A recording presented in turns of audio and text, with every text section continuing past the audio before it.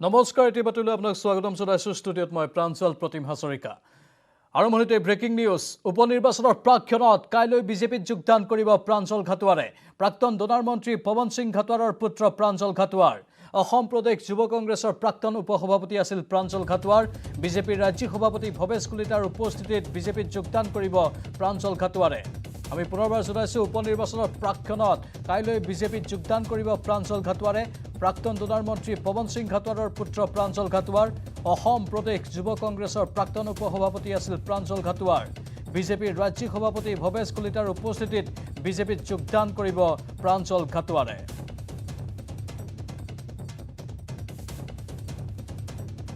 এতিয়া যেন ৰাজনীতিৰ পাহা খেল চলি আছে আৰু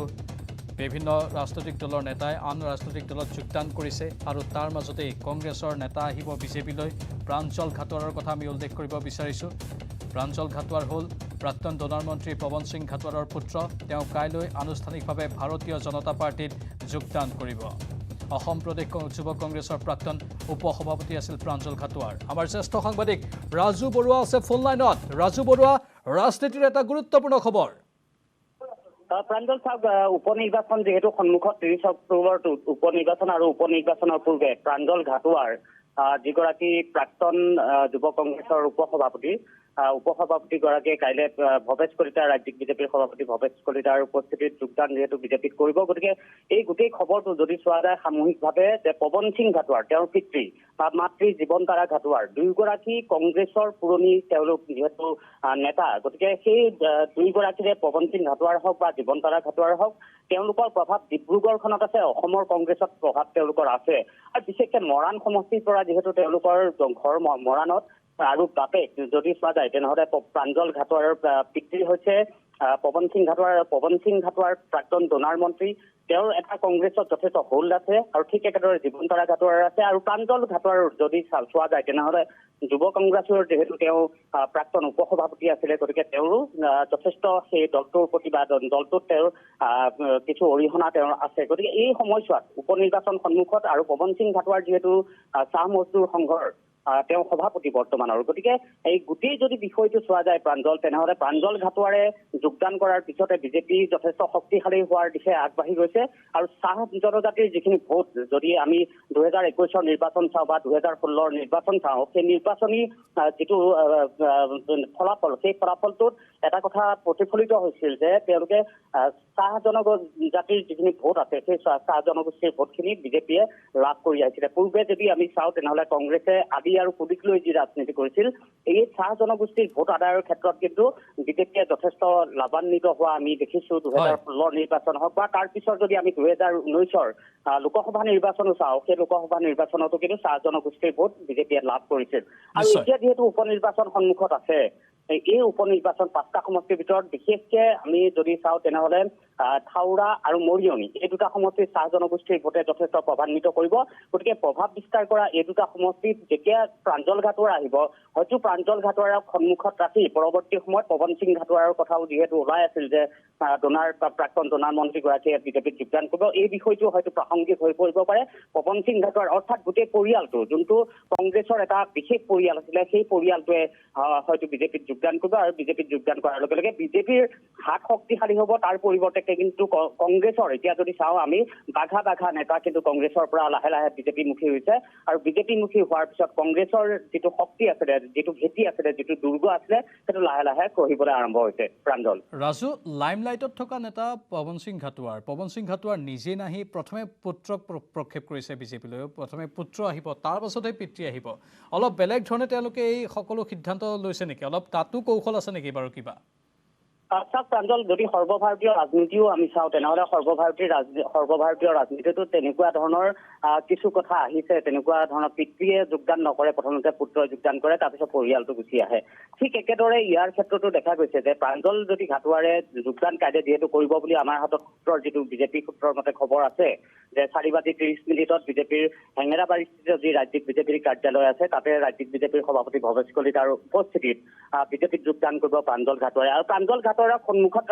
ৰাখি হয়তো পৰৱৰ্তী সময়ত পৱন সিং ঘাটোৱাৰ আৰু লগতে জীৱন্তা ঘাটোৱাৰ। মই সেইবাবে এটা খবৰো লৈছিলো মৰাণৰ পৰা প্ৰাঞ্জল, যে তেওঁৰ পুত্ৰ আৰু পিতৃৰ মাজত কিবা মনোমালিন্য আছে নেকি, কিন্তু মই এতিয়ালৈকে যিখিনি খবৰ আছে যে তেওঁলোকৰ কোনো ধৰণৰ মনোমালিন্য নাই। গতিকে পুত্ৰক প্ৰথমতে পঠাই বিজেপিলে প্ৰথমতে পঠাব, তাৰপিছতে হয়তো পৱন সিং ঘাটোৱাৰেও বিজেপিত যোগদান কৰিব। অৰ্থাৎ জীৱন্তা ঘাটোৱাৰ, প্ৰাঞ্জল ঘাটোৱাৰ, পৱন সিং ঘাটোৱাৰ সকলো বিজেপিৰ সদস্য হৈ পৰিব।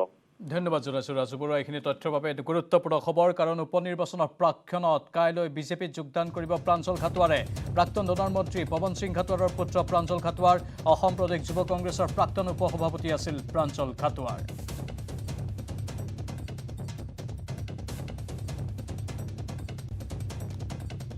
পাঁচ সমষ্টিৰ উপ নিৰ্বাচনত প্ৰতিদ্বন্দ্বিতা আগবঢ়াব 31জন প্ৰাৰ্থীয়ে। উপ নিৰ্বাচনৰ বাবে বৈধৰূপে বিবেচিত হৈছিল মুঠ 39জন প্ৰাৰ্থীৰ মনোনয়ন। অৱশ্যে 8জন প্ৰাৰ্থীয়ে প্ৰত্যাহাৰ কৰিছে মনোনয়ন। ইয়াৰ ভিতৰত তামুলপুৰ সমষ্টিৰ 3জন আৰু গোসাইগাঁও সমষ্টিৰ 5জন প্ৰাৰ্থীয়ে প্ৰত্যাহাৰ কৰে মনোনয়ন পত্ৰ।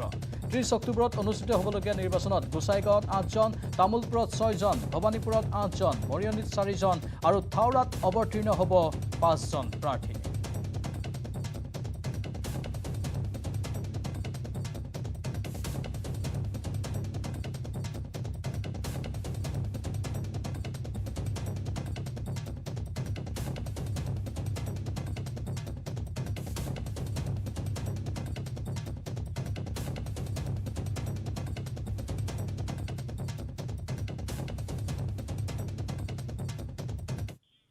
আনফালে মেঘালয়ত 30 অক্টোবৰত হ'বলগীয়া উপ নিৰ্বাচনৰ বাবে তুংগত উঠিছে 47 নম্বৰ ৰাজাবালা বিধানসভা সমষ্টিৰ নিৰ্বাচনী প্ৰচাৰ।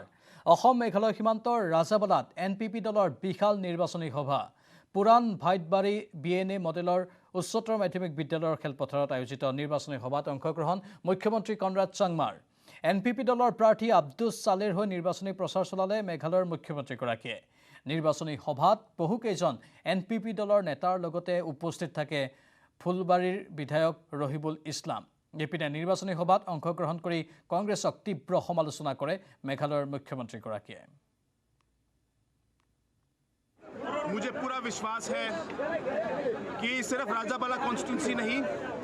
लेकिन मोपलांग और मोरंगकनिंग कॉन्स्टिट्यूंसी जहां पे बाई इलेक्शन चल रहे हैं और 30 तारीख को इलेक्शन पोलिंग होगा, 2 तारीख को रिजल्ट होगा, मुझे पूरा विश्वास है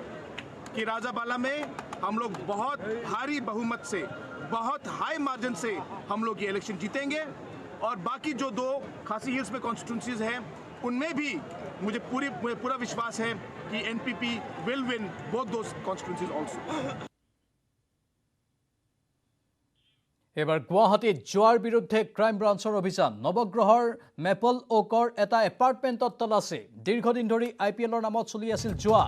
অজয় আগৰৱালা নামৰ এজনৰ নেতৃত্বত চলিছিল জোৱা। অজয় আগৰৱালা নামৰ লোকজনক বিচাৰি অভিযান চলোৱা হয়। 3 দিন পূৰ্বে ক্ৰাইম ব্ৰাঞ্চে গ্ৰেপ্তাৰ কৰিছিল 3 জোৱাৰীক।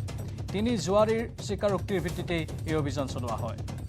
গুৱাহাটীত জোৱাৰ বিৰুদ্ধে ক্ৰাইম ব্ৰাঞ্চৰ অভিযান চলিল। নৱগ্ৰহৰ মেপল ওকৰ এটা এপাৰ্টমেণ্টত তালাচী চলোৱা হয়। দীৰ্ঘদিন ধৰি IPLৰ নামত চলি আছিল তাত জোৱা। অজয় আগৰৱাল নামৰ এজনৰ নেতৃত্বত চলিছিল এই জোৱা খেল।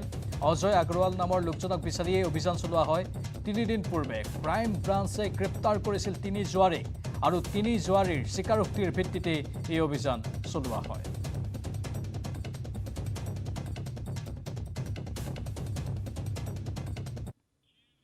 আৰু বাতৰি দেখিলে সময় হৈছে চমু বাণিজ্যিক বিৰতিৰ। ব্যৱহাৰ কৰোঁ আটাইতকৈ সবল আৰু সতেজ cement Surya cement. Surya cement অটুট ঘৰ অটুট অসম।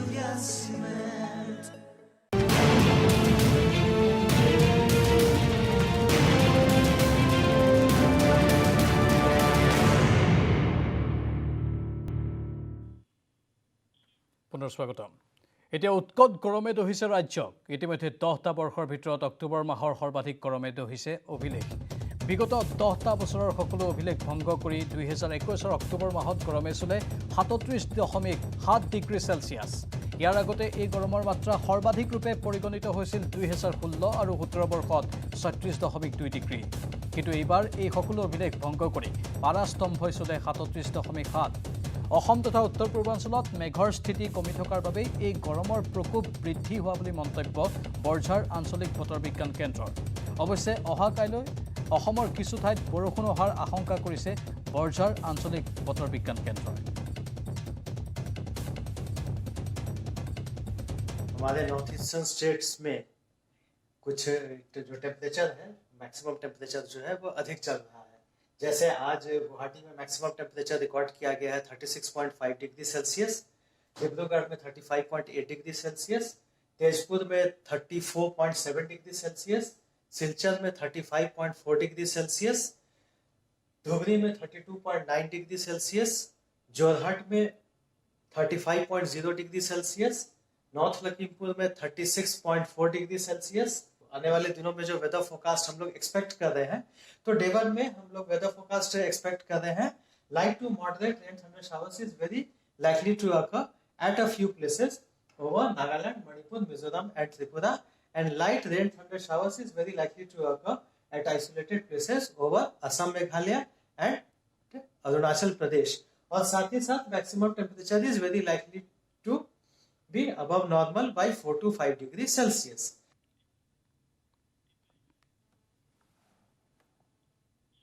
এবাৰ ছয়গাঁও উকিয়াম দীঘলবিলৰ গাঁওবুঢ়াক গ্ৰেপ্তাৰ কৰা হৈছে আৰক্ষীৰ জালত গাঁওবুঢ়া অমৃত ৰাভা ধৰ্ষণ আৰু নৱজাতকৰ মৃত্যুৰ ঘটনা গাপ দিছিল ৰাভাই ছয়গাঁও উকিয়াম দীঘলবিলত সংঘটিত হৈছিল জঘন্য ঘটনা বিবাহিত মহিলাক ধৰ্ষণৰ সময়তে মৃত্যু হৈছিল 3 মহীয়া নৱজাতকৰ এই সমগ্ৰ ঘটনাক গাপ দিছিল গাঁওবুঢ়া অমৃত ৰাভাই অতি দুৰ্গম স্থানৰ পৰা গাত খান্দি উলিয়াইছিল শিশুটিৰ মৃতদেহ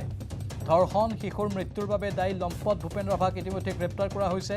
28 ছেপ্টেম্বৰত সংঘটিত হৈছিল এই জঘন্য ঘটনা ছয়গাঁও থানাৰ আৰক্ষী বিষয়া কপিল পাঠকৰ নেতৃত্বত চলিছিল অভিযান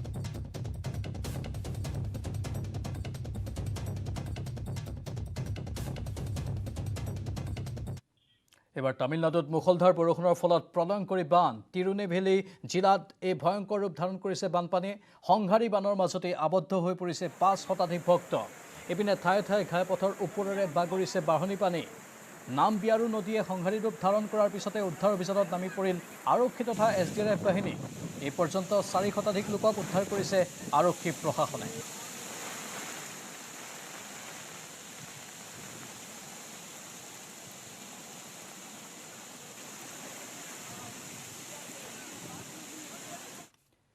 আলফা সালিনত মুখ্য মাখাত আলফাৰ জ্যেষ্ঠ কেডাৰ হিমালয় অসম ওৰফে যোগেন মিলিয়ে আত্মসমৰ্পণ কৰিছে তিনিচুকীয়া আৰক্ষী তথা সেনাৰ ওচৰত আত্মসমৰ্পণ কৰিছে হিমালয় অসমে স্বাস্থ্যজনিত কাৰণত মূল খুঁটিলৈ উভতি আহিছে আলফা কেডাৰজন 1996 চনত আলফাত যোগদান কৰিছিল হিমালয় অসমে হিমালয় অসমৰ ঘৰ শিৱসাগৰৰ দিচাংমুখত আমি জনাই আছো আপোনালোকক আলফা সালিনত মুখ্য মাখাত পৰিছে আলফাৰ জ্যেষ্ঠ কেডাৰ হিমালয় অসম ওৰফে যোগেন মিলিয়ে আত্মসমৰ্পণ কৰিছে তিনিচুকীয়া আৰক্ষী তথা সেনাৰ ওচৰত আত্মসমৰ্পণ কৰিছে হিমালয় অসমে স্বাস্থ্যজনিত কাৰণত মূল খুঁটিলৈ উভতি আহিছে আলফা কেডাৰজন 1996 চনত আলফাত যোগদান কৰিছিল হিমালয় অসমে হিমালয় অসমৰ ঘৰ শিৱসাগৰৰ দিচাংমুখত